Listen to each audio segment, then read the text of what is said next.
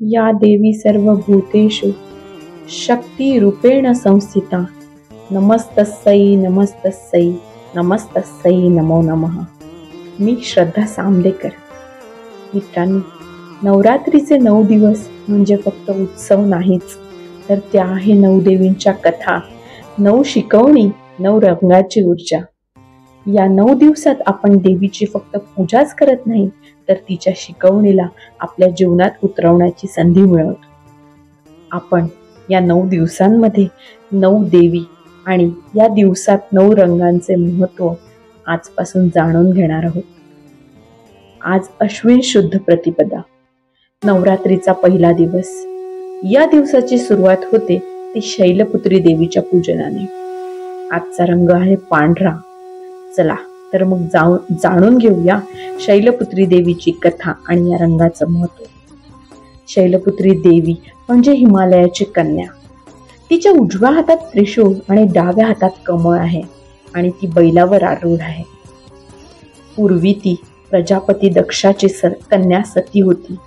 तिचा विवाह भगवान शिवाशी झाला होता, पण एका अज्ञात दक्षाने शिवांचा अपमान केला आणि हा अपमान सहन न झाल्यामुळे सतीने योगाग्नीत स्वतःला अर्पण केलं।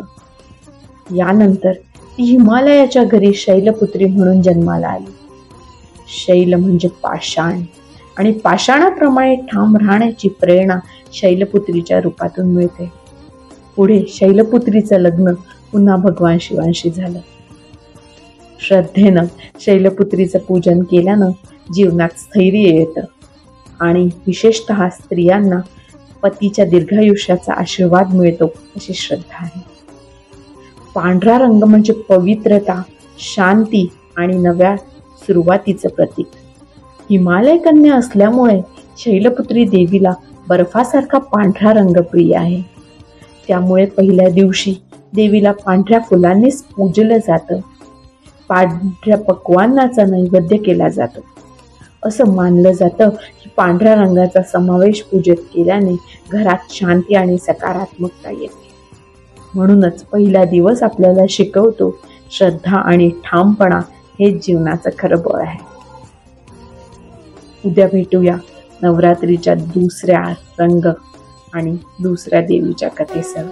तोपर्यंत जय माता।